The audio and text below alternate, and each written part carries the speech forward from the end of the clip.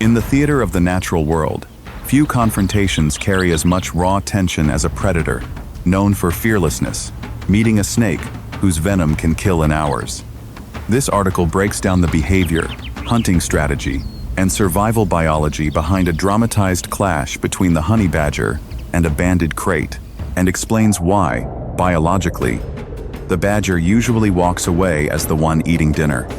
The honey badger, Mellivora capensis, is widely regarded by biologists as one of the most fearless mammals on Earth, and its reputation is backed by real anatomy and physiology, not myth.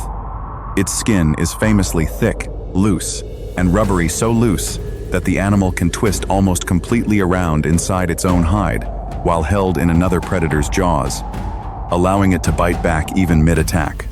This loose skin also makes it extremely difficult for a snake's fangs to find purchase deep enough to deliver a full envenomating bite. But the badger's real secret weapon is physiological. Research has identified specialized mutations in the honey badger's nicotinic acetylcholine receptors, the same receptors that neurotoxic snake venom targets, to shut down a victim's nervous system and stop their thrust. Breathing. Because of a small but critical change in these receptors, venom molecules that would normally lock onto and paralyze a mammal's muscles cannot bind properly in a honey badger. The result is a creature with genuine partial resistance to many neurotoxins, including those produced by cobras, mambas, and kraits. This doesn't mean honey badgers are invincible.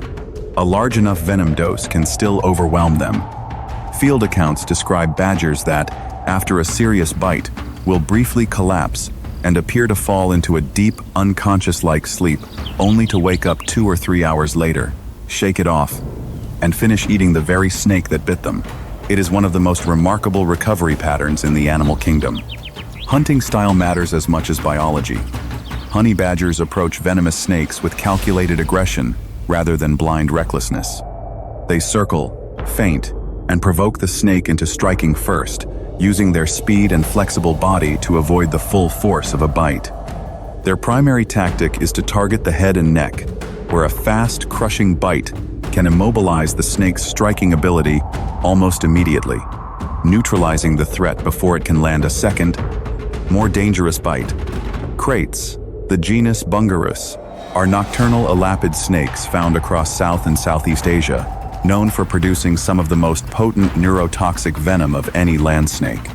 Their venom targets the neuromuscular junction, gradually shutting down the diaphragm and causing fatal respiratory paralysis in untreated victims, a process that can take hours, making kraits patient, efficient hunters of other snakes, lizards, and small vertebrates.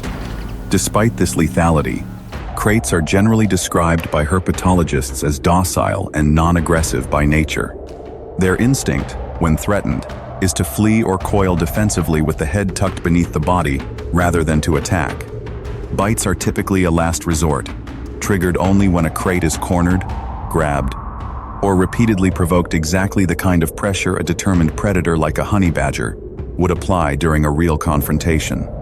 Their striking behavior, when it happens, tends to be fast but erratic rather than calculated, lacking the sustained aggression of mammalian predators. The clash. Why the odds favor the badger. When these two forces meet, the encounter becomes a contest between the krait's single, devastating weapon and the badger's combination of armor, agility, and physiological resistance. The snake has one shot to make a bite count. The badger has thick skin to absorb a partial strike, evolved resistance to reduce its effects, and raw aggression to finish the fight quickly before venom, if delivered, can take hold. Even a successful krait bite often isn't an instant loss for the badger. It may only delay the outcome by a few hours of recovery sleep. This is why, across the wider mammal versus venomous snake dynamic that honey badgers are famous for, the snake is overwhelmingly likely to end up as the meal rather than the victor. The badger's reputation as the animal that doesn't care is not exaggeration. It is the visible result of millions of years of evolutionary arms race between venom and resistance, between speed and armor, played out in the dust of the wild. In the end, both animals are simply doing what survival demands.